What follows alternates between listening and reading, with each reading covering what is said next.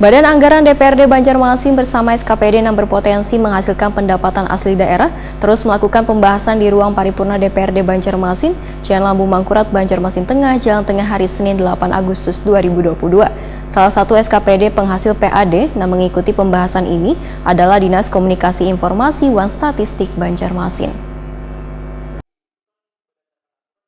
Badan Anggaran DPRD Banjarmasin bersama SKPD yang berpotensi menghasilkan pendapatan asli daerah terus melakukan pembahasan di ruang paripurna DPRD Banjarmasin, Jalan Lambung Mangkurat, Banjarmasin Tengah, Jelang Tengah hari Senin 8 Agustus 2022.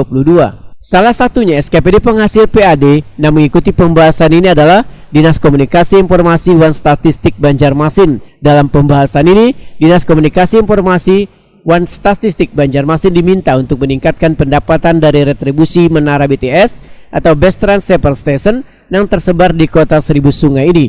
Selain itu, diminta pula menagih piutang retribusi menara BTS yang belum terbayarkan oleh provider mulai tahun 2019-2020 dan 2021.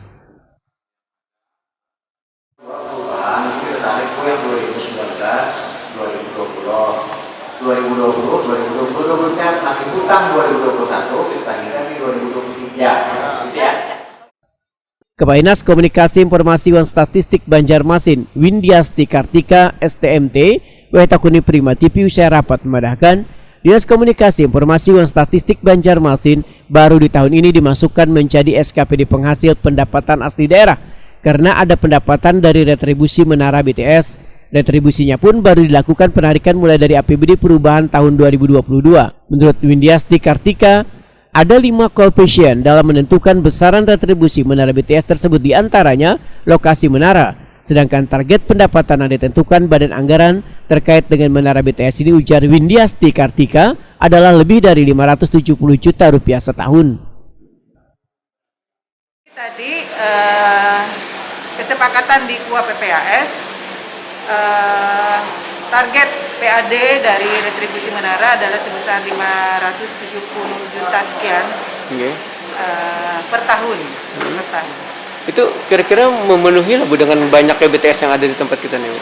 Insya Allah itu sudah berdasarkan perhitungan untuk seluruh BTS yang ada di Kota Banjarmasin. BTS kita jumlahnya berapa Bu? Sekitar 296 unit BTS. Berarti optimis untuk mencapai target Bu? Insya Allah. Kami mohon kerjasama lah dari teman-teman provider penyedia BTS yang ada di Kota Banjarmasin untuk membayar retribusi BTS dari menara-menara mereka yang ada di Kota Banjarmasin. Karena selama ini mereka belum pernah ditarik Bu lah. Sementara ini sejak tahun 2014 memang belum ditarik oleh Pemko Banjarmasin. Karena kita ada perda Bu. Ada perda, ya.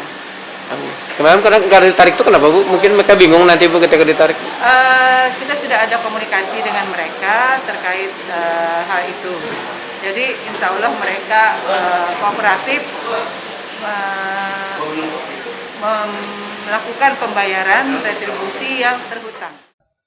Sementara itu, Wakil Ketua DPRD Banjarmasin Matnor Ali FSE menyatakan penarikan retribusi itu sesuai dengan peraturan daerah nomor 5 tahun 2018 tentang retribusi pengendalian menara telekomunikasi, sehingga Dinas Komunikasi Informasi Wan Statistik Banjarmasin harus menagih piutang vendor BTS yang kada tertagih sejak 2019, 2020 dan 2021. Politisi Partai Golkar ini berharap estimasi piutang BTS kepada pemerintah kota yang kada tertagih sekitar 4,8 miliar rupiah sudah bisa terselesaikan sebelum tahun 2024 mendatang.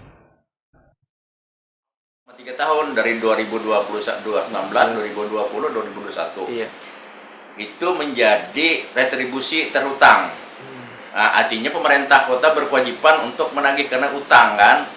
Jadi piutang, piutang pemerintah kota terhadap pemakai BTS. Pemakai BTS itu merupakan menjadi piutang mereka kepada pemerintah kota. Ini kewajiban. Nah ini kewajiban. Dan nanti untuk standar target, berarti kita pasang target nih. Di 2023 itu ada 2 ya, 570 kali 2 berarti kan 1 miliar 140 ya, 15 140 itu adanya nanti di KUA PPS kesepakatan untuk RAPBD di tahun 2023. Nah, 63 itu 530 itu ada 1, berapa ya, hampir 2 miliar. Lumayan. Ya, artinya apapun bentuknya bahwa itu aturan. Dia mereka harus wajib membayar. Target itu bisa tercapai tidak ya. malah. Ketika dia tidak mencapai target, dia bisa mempertanggungjawabkan kepada badan anggaran. Itu menjadi catatan kan. Kami harus mencari realisasi perhitungannya seperti apa. Mengapa tidak dibayar? Anda bisa menghitung di sekarang yang dapatnya rumusan 57 pun dapat dari mana? Yang sekarang kan? Apa bedanya mereka yang sudah pakai 3 tahun dengan hal yang sama? Dia pakai loh. Pakai prioritas negara.